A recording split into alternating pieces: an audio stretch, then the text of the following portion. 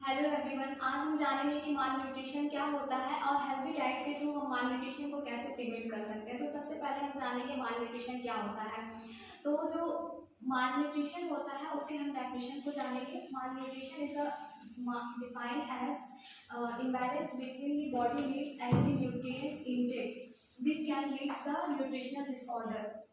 जब भी कोई व्यक्ति न्यूट्रिशन प्रॉपर माइंड में नहीं लेता है तो उसकी बॉडी में जो माल न्यूट्रिशन की डिफिशियंसी दिखाई होती है, वो जो डेफिशिएंसीज होती है वो न्यूट्रिएंट्स के एक्सेसिव अमाउंट में होने की वजह से भी हो सकता है और न्यूट्रिएंट्स की डेफिशिएंसी की वजह से भी हो सकता है। तो उसे हम माल न्यूट्रिशन कहते हैं।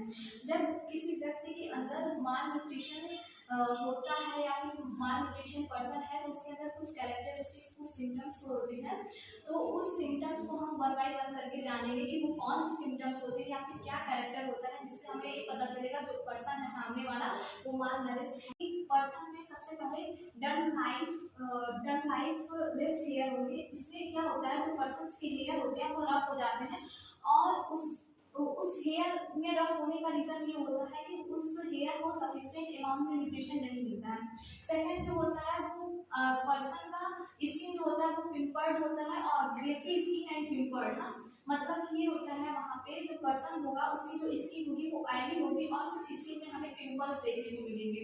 थर्ड जो होगा, पेशेंट की आइज जो होगी वो एकदम डल होगी। इसका मतलब क्या होता है, जो भी पर्सन माल नरिश्ड है या फिर माल न्यूट्रिशन इस पर्सन को हुआ है तो उसकी आइज के नीचे हमें डार्क सर्कल देखने को मिलेंगे, क्योंकि जब पेशेंट जो है या फिर जो पर्सन है वो सफिशिएंट अमाउंट में न्यूट्रिशन नहीं लेगा, उसकी डेफिशिएंसी की वजह से पेशेंट के अंदर हमें आइज के नीचे डार्क सर्कल्स देखने को मिलेंगे। वो स्लम्प पोस्चर होता है। जब पेशेंट हमारा होता है या फिर जो पर्सन है माल नरिश्ड है वो प्रॉपर अमाउंट में न्यूट्रिशन नहीं लेता है तो उसकी वजह से जो उसके पोस्चर होते हैं वो बेंड हो जाते हैं, जिसे हम स्लम्प पोस्चर बोलते हैं। उसके बाद फटीग फटीग जो है वो मेजर कॉज होता है माल नरिश्ड का। ये सबसे मेन सिम्टम्स होता है। अगर कोई पर्सन माल नरिश्ड है तो उसे वीकनेस और फटीग बहुत ज़्यादा देखने को मिलता है। वो कुछ भी करता है, थोड़ा सा ही वर्क करता है तो उसे फटीग महसूस होता है। डिप्रेशन की जो माल नरिश्ड पर्सन है उन्हें वेलबींग की फीलिंग नहीं आती है और वो हमेशा स्ट्रेस में रहते हैं, जिसकी वजह से वो जो पर्सन होता है माल नरिश्ड पर्सन जो है वो डिप्रेशन की तरफ आगे बढ़ता जाता है। Lack of interest in surrounding area, इसका मतलब ये होता है कि जो भी पर्सन माल नरिश्ड है उसे अपने आसपास की चीज़ों में किसी तरह का कोई इंटरेस्ट नहीं देखने को मिलता है और वो चीज़ों से दूर भागने की कोशिश करता है। वो एकदम से थक चुका होता है क्योंकि उसके अंदर किसी भी तरह की एनर्जी नहीं बची होती, तो इस वजह से वो अपने आसपास की चीज़ों पे इंटरेस्ट दिखाना बंद। And the last one characteristics of is overweight and underweight। इसमें क्या होता है, जो पर्सन होता है वो ओवरवेट या अंडरवेट दिखाई देता है। जो पर्सन ओवरवेट होता है उसके अंदर न्यूट्रिएंट्स जो होता है वो एक्सेसिव अमाउंट में होता है। जब एक्सेसिव अमाउंट में कोई पर्सन न्यूट्रिएंट्स को इंटेक करेगा तो वो पर्सन जो है वो ओवरवेट में दिखाई देगा। तो ये भी एक माल न्यूट्रिशन की कैरेक्टरिस्टिक है। और अंडरवेट में क्या होता है, जो पर्सन है वो न्यूट्रिएंट्स को प्रॉपर अमाउंट में या सफिशिएंट अमाउंट में वो नहीं इंटेक करता है, जिसकी वजह से जो पर्सन है वो अंडरवेट में जाता है। अब हम बात करते हैं कि माल न्यूट्रिशन के टाइप्स क्या होते हैं। तो बेसिकली माल न्यूट्रिशन के 2 टाइप्स होते हैं, over nutrition and under nutrition. Over nutrition क्या होता है, ओवर न्यूट्रिशन में जो पर्सन होता है वो एक्सेसिव अमाउंट में न्यूट्रिएंट्स का इंटेक करता है अपनी बॉडी में, उसे हम ओवर न्यूट्रिशन बोलते हैं। और अंडर न्यूट्रिशन वो होता है, इसमें जो पर्सन होता है वो सफिशिएंट अमाउंट में या फिर बॉडी को जितनी रिक्वायरमेंट होती है उस रिक्वायरमेंट में वो न्यूट्रिशन को इंटेक नहीं करता है, जिसकी वजह से वो जो पर्सन होता है वो अंडर न्यूट्रिएंट्स में जाता है। अब हम डीपली जानेंगे कि अंडर न्यूट्रिएंट्स और ओवर न्यूट्रिएंट्स क्या होते हैं। बात हम करते हैं अंडर न्यूट्रिशन की। तो अंडर न्यूट्रिशन जो होता है, अंडर न्यूट्रिशन इम्बैलेंस बिटवीन होता है इनएडिक्वेट न्यूट्रिएंट इंटेक। हाँ, इसमें क्या होता है कि जो भी हम न्यूट्रिएंट्स लेते हैं वो सफिशिएंट अमाउंट में ना लेके इनएडिक्वेट अमाउंट में लेते हैं। अंडर न्यूट्रिएंट्स मेनली 2 रीजन से और भी होते हैं, जैसे कि ड्रग्स का इंटेक करना। अगर हम किसी भी तरह का ड्रग इंटेक करते हैं उसकी वजह से भी हम अंडर न्यूट्रिशन में जाते हैं। और जो माल एब्जॉर्प्शन होता है, हमारी बॉडी में जो एब्जॉर्प्शन कैपेसिटी होती है वो प्रॉपर ना होकर माल एडॉप्टिव वे में हमारे बॉडी में फूड का एब्जॉर्प्शन जो होता है वो माल एब्जॉर्प्शन होने लगता है, तो उसकी वजह से जो पर्सन होता है वो अंडर न्यूट्रिएंट्स में जाता है। हम बात कर रहे थे अंडर न्यूट्रिशन के कॉजेस की, तो उसमें जो हमारा फर्स्ट पॉइंट होता है वो इग्नोरेंस होता है। अगर हम बॉडी के नीड रिक्वायरमेंट में जो न्यूट्रिएंट्स हम इंटेक करते हैं और बॉडी नीड्स जो हमारी बॉडी में न्यूट्रिएंट्स के जिस अमाउंट में उसकी नीड होती है, अगर हम उसे इग्नोर करते हैं, प्रॉपर अमाउंट में हम न्यूट्रिशन को नहीं लेते हैं, तो उसकी वजह से भी जो पर्सन होता है वो माल न्यूट्रिशन में जाता है, जो कि अंडर न्यूट्रिशन की कैटेगरी में आएगा। ठीक है, नेक्स्ट पॉइंट जो उसमें होता है लैक ऑफ एजुकेशन। अगर पर्सन को अपने बॉडी के बारे में वो अवेयर नहीं है, उसे प्रॉपर अमाउंट में न्यूट्रिएंट्स के बारे में नहीं पता है, तो ऐसे पर्सन भी अंडर न्यूट्रिशन के शिकार हो जाते हैं। पोवर्टी, बात करें पोवर्टी, तो पोवर्टी जो होता है वो मेन कॉज होता है, अंडर न्यूट्रिशन का। अंडर न्यूट्रिशन का मेन कॉज पोवर्टी होता है, क्योंकि पोवर्टी की वजह से जो पर्सन होता है वो न्यूट्रिएंट्स को परचेस नहीं कर पाता, क्योंकि उसके पास लो इनकम होता है, तो जो परचेसिंग पावर होती है वो भी वहाँ पे डिक्रीज होती है, तो जो पोवर्टी है वो भी अंडर न्यूट्रिशन को कॉज करेगा। Natural disaster causing insufficient agriculture productivity. अगर किसी भी तरह का कोई नेचुरल डिजास्टर हो जाता है, जैसे कि हम बात करते हैं नेचुरल डिजास्टर में फ्लड या ड्रॉट की, तो इसकी वजह से जो हमारे एग्रीकल्चर में फूड की प्रोडक्टिविटी होती है वो लो हो जाती है, और जब वो लो हो जाती है तो आपको पता होगा कि आजकल के टाइम में हमारे इंडिया में जो पॉपुलेशन है वो बहुत तेजी से ग्रोथ कर रही है, तो जब फूड प्रोडक्टिविटी लो होगी तो जो पर्सन होगा वो जब फूड की प्रोडक्टिविटी लो होगी तो जो पर्सन होगा वो एक्स्ट्रा पेमेंट उसको करना पड़ेगा न्यूट्रिएंट्स को लेने के लिए या फूड्स को लेने के लिए। तो जब और कभी कभी ऐसा होगा फूड प्रोडक्टिविटी की वजह से जो फूड है वो ही डेफिसिट हो जाएगी, उसके प्रोडक्शन में डेफिशिएंसी की वजह से भी जो पर्सन है वो अंडर न्यूट्रिशन में जाएगा। अब हम बात करते हैं अनहेल्दी डाइटरी प्रैक्टिस की। अगर कोई पर्सन जो है वो हेल्दी डाइट ना लेकर के अनहेल्दी तरीके से अपने फूड को सेटिस्फाइड करता है, तो ऐसे पर्सन के अंडर न्यूट्रिशन की कैटेगरी में आते हैं। कॉन्सिक्वेंसी, अंडर न्यूट्रिशन कॉन्सिक्वेंसी जो होती है वो लीड करती है प्रोटीन, मिनरल, विटामिन्स की डेफिशिएंसी को। जब ये डेफिशिएंसीज होता है तो ये क्या होता है, इसकी वजह से जो पर्सन होता है वो मतलब फुल्ली कंप्लीटली वो ग्रो नहीं कर पाता है फिजिकली और मेंटली। अब आगे हम बात करते हैं माल न्यूट्रिशन के सेकंड टाइप की, जो कि होता है ओवर न्यूट्रिशन। ओवर न्यूट्रिशन ये होता है रिजल्ट ऑफ एक्सेसिव ईटिंग, मतलब कि जब कोई पर्सन होता है वो एक्सेसिव अमाउंट में ईट करने लगता है तो उसे हम ओवर न्यूट्रिशन के कैटेगरी में बोलते हैं। अब अगर हम काज की बात करें कि ओवर न्यूट्रिशन का कॉज क्या होता है, तो इनएडिक्वेट एक्सरसाइज। अगर कोई पर्सन एक्सेसिव ईट कर रहा है और वो प्रॉपर या फिर प्रॉपर तरीके से एक्सरसाइज नहीं कर रहा है, या उसके एक्सरसाइज करने में या फिर वर्कआउट करने में डेफिशिएंसी है, तो उसकी वजह से जो पर्सन है वो ओवर न्यूट्रिशन में जाएगा। ओवर ईटिंग जो होती है वो पेशेंट में मेनली एक्सेस अमाउंट में ईटिंग की वजह से होती है। अगर हम सेडेंटरी लाइफ स्टाइल की बात करें तो जो पर्सन होते हैं आजकल के बिजी शेड्यूल में लोगों की जो लाइफ स्टाइल है वो बहुत ज़्यादा सिंपल हो रखी है। लोग प्रॉपर तरीके से एक्सरसाइज नहीं करते हैं, या फिर वो अपने डेली रूटीन को फॉलो नहीं करते हैं, तो जो सेडेंटरी लाइफ स्टाइल है ये भी ओवर न्यूट्रिशन का कॉज करता है। अब हम बात करते हैं फिजियोलॉजिकल डिस्टर्बेंस। अगर हम फिजिकली हेल्दी नहीं है तो भी हम ओवर न्यूट्रिशन के शिकार होते हैं। Metabolic and digestive disorder. अगर किसी पर्सन में मेटाबॉलिक मतलब उसका जो मेटाबॉलिक जो फूड हम खाते हैं, फूड कंटेंट इंटेक करते हैं, तो उसमें मेटाबॉलिज्म नहीं होता है, या डाइजेस्टिव डिसऑर्डर की वजह से जो फूड हम लेते हैं उसका एब्जॉर्प्शन हमारी बॉडी में नहीं हो पाता है, तो उसकी वजह से भी जो पर्सन होता है वो अंडर न्यूट्रिशन की कैटेगरी में आता है। अगर हम सुगरी फूड की बात करें तो एक्सेसिव अमाउंट में सुगरी फूड लेने की वजह से भी जो पर्सन होता है वो हमारा ओवर न्यूट्रिशन का शिकार होता है। अब हम बात करेंगे कंसिक्वेंसेस ऑफ ओवर न्यूट्रिशन। तो अगर ओवर न्यूट्रिशन की कंसिक्वेंस मतलब ओवर न्यूट्रिशन अगर हम लेते हैं तो कौन कौन से मतलब दिक्कतें हमें होंगी। तो ओवर कंजप्शन ऑफ, अगर हम फैट और कार्बोहाइड्रेट इंटेक करते हैं तो पर्सन को ओबेसिटी देखने को मिलता है। ओवर कंजप्शन ऑफ आयरन अगर होता है तो उसमें हमें पर्सन में होमोसिड्रोसिस देखने को मिलता है। ये एक बीमारी होती है, इसमें क्या होता है जो पर्सन का लंग्स होता है वो इन्फेक्टेड हो जाता है, और इसमें जो पर्सन का लंग्स होता है वो इन्फेक्टेड हो जाता है, और जो हमारे आर्टरीज होते हैं वो ब्रेक डाउन होने लगते हैं, जिसकी वजह से जो इंटेस्टाइनल ऑर्गन मतलब हमारा इंटरनल ऑर्गन होता है उसकी ब्लीडिंग होने के चांसेस होते हैं। ओवर कंजप्शन ऑफ वाइटामिन, अगर हम वाइटामिन का कंजप्शन एक्सेसिव अमाउंट में करते हैं तो वो लीड करता है हाइपोवाइटामिनोसिस, मतलब कि हमारी बॉडी में हाइपोवाइटामिनोसिस एक डिजीज कंडीशन होती है। अगर हम एक्सेसिव अमाउंट में वाइटामिन का इंटेक करते हैं तो ये चीज़ें हमारी बॉडी में देखने को मिलती है। जैसा कि मैंने आपको बोला था कि हम हेल्दी डाइट के थ्रू माल न्यूट्रिशन को कैसे प्रिवेंट करें, हम उसके बारे में बात करेंगे। तो जो सबसे पहला है वो हमारा फैट, स्पेस एंड ऑयल होता है। इसे हमें वेरी स्मॉल अमाउंट में यूज़ करना है, लिटिल आर एज पॉसिबल ना, जितना भी ज़्यादा हो सके जो फैट है, स्प्रेड है, ऑयल है, उसे हमें रिड्यूस करना है। और हमें अपने जो भी हम न्यूट्रिएंट इनटेक कर रहे हैं उसमें हमें मोनो और पॉली अनसैचुरेटेड रिड्यूस फैट का यूज़ करना है। और अपने डाइट में हमें canola, olive and sunflower oil का यूज़ करना है। सेकंड जो होता है हमारा वो meat, poultry, fish and beans and nuts होता है, जो कि हमें 2 सर्विंग्स अ डे लेना होता है।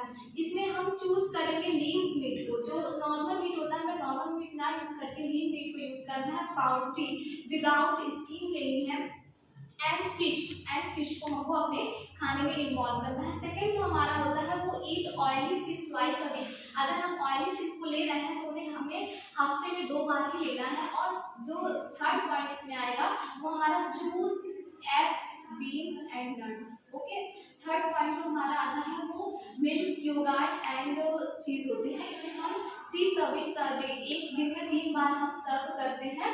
5 फॉर चिल्ड्रेन एज 9 to 12, मतलब 5 सर्विंग उन चिल्ड्रेन को प्रोवाइड करते हैं जो कि 9 से 12 साल के एज में बच्चे हैं। और टीनेजर्स जो होते हैं 13 to 15, हाँ, उन्हें भी हम 5 सर्विंग स्पून प्रोवाइड करते हैं। क्योंकि जो 9 to 12 एज के बच्चे होते हैं उनमें क्या होता है, ग्रोथ और डेवलपमेंट का जो प्रोसेस होता है वो होता है, मतलब वो कॉन्टिन्यूअस बना रहता है। तो उस टाइप के जो पर्सन होते हैं उसमें फैट, एनर्जी, इन सब चीज़ों का कंजप्शन ज़्यादा होता है।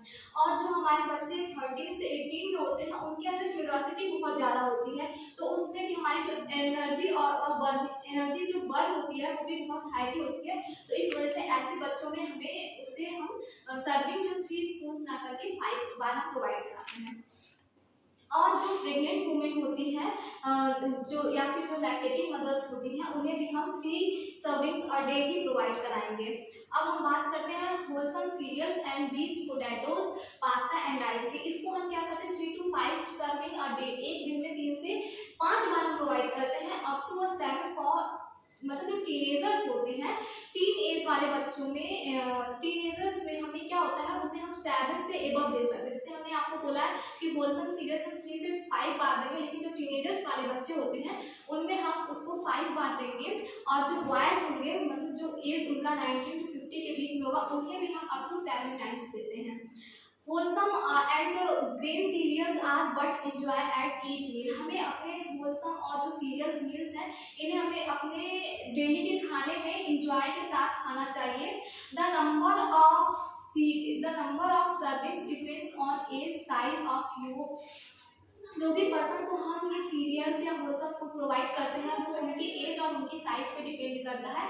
If you are a man are women and on activity level, और अगर वो मैन है या वुमेन है तो उनकी एक्टिविटी लेवल पे भी डिपेंड करता है कि हमें कितने सर्विंग स्पून प्रोवाइड करानी है होलसम या फिर सीरियल्स की। अब हम बात करते हैं वेजिटेबल सैलेड एंड फ्रूट की। वेजिटेबल सैलेड और फ्रूट जो होता है वो हम 5 से 7 सर्विंग अ डे प्रोवाइड कराते हैं। Base your meal on these, enjoy a variety of colours. ये क्या होता है, हमारे मील्स का बेस होता है। मोर इज बेटर, से हम जितना ज़्यादा लेंगे वो हमारे बॉडी के लिए और हमारे बॉडी के ग्रोथ और डेवलपमेंट के लिए उतना ज़्यादा गुड होता है। Good fruit juice to consume essential once a day. अगर हम कोई भी फ्रूट टेक कर रहे हैं, फ्रूट जूस इनटेक कर रहे हैं, तो उसमें जो स्वीट है, तो स्वीटेंड वाला जो होता है, अनस्वीटेंड फ्रूट जूस होता है, उसे हमें दिन में बस एक बार ही लेना होता है। जैसे कि हमने अभी जाना है पिरामिड्स में 5 टाइप्स के कैटेगरीज थे, तो हम इस पे बात करते हैं फ्रूट्स पे फोकस हमें ज़्यादा से ज़्यादा करना है। ईच वैरायटी ऑफ फूड हमें अपने खाने में इंटेक करनी है। चूज फ्रेश, फ्रोजन, कैनेड और ड्राइड फूड। हमें मतलब फ्रेश जो फूड है उन्हें अपने फूड में इंटेक करना है। और वेजिटेबल्स की बात करें तो very type of vegetables are available, लेकिन हमें ग्रीन लीफी वेजिटेबल्स ज़्यादा से ज़्यादा लेने होते हैं। और जो ऑरेंज वेजीज होते हैं उन्हें भी अपने खाने में हमें ज़्यादा से ज़्यादा लेने हैं। ईट मोर ड्राई बीन्स एंड पीस। जो भी हमारे ड्राई बीन और पीस होते हैं उसे भी ज़्यादा से ज़्यादा अमाउंट में लेना होता है। मिल्क की बात करें तो आप सबको पता है कि मिल्क जो होता है वो कैल्शियम रिच डाइट के लिए वेरी इंपॉर्टेंट होता है, जो कि हमारी बॉडी के बोन्स जो होते हैं, बोन्स के स्ट्रॉन्ग बनाने के लिए या टीथ को स्ट्रॉन्ग बनाने के लिए हमारे बॉडी में मिल्क बहुत ही ज़्यादा नेसेसरी होता है। अब हम बात करेंगे ट्रीटमेंट की।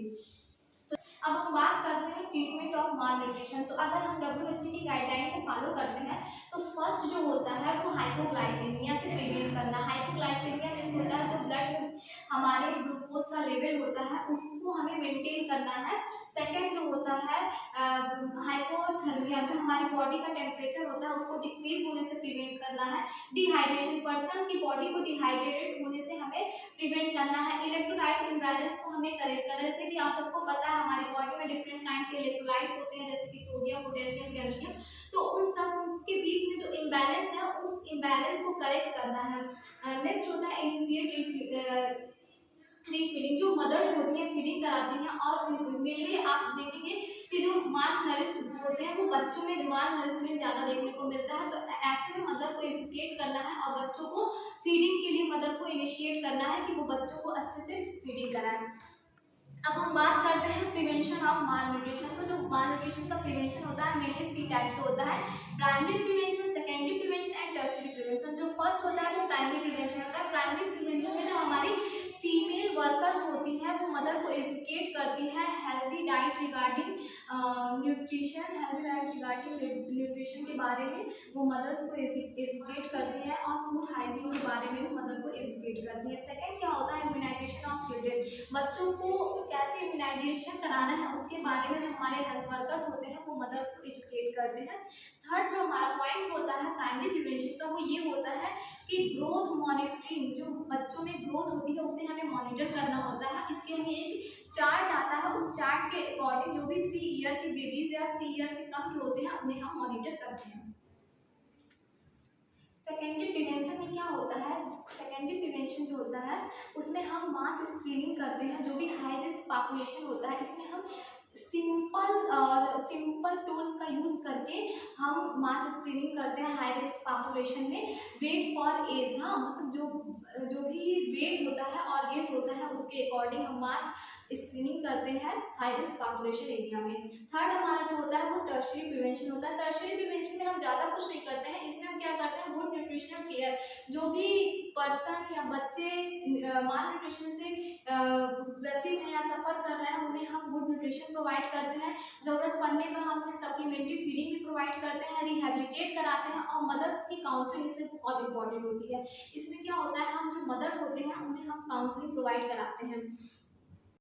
जैसा कि आप सबको पता है कि 10 अक्टूबर को हम मानसिक स्वास्थ्य दिवस मनाते हैं, और इस बार का मानसिक स्वास्थ्य दिवस को सेलिब्रेट करने का थीम है वो the mental health is universal human right for all. ये इस बार का थीम है, और मैं आप लोगों को इस वीडियो के माध्यम से थोड़ी सी जानकारी देना चाहती हूँ और लोगों के बीच में जागरूकता फैलाना चाहती हूँ। तो मैं आशा करती हूँ कि आप सब लोगों को मेरी वीडियो बहुत पसंद आई होगी और आप लोगों को इसके रिगार्डिंग कुछ नॉलेज मिला होगा। मेरा नाम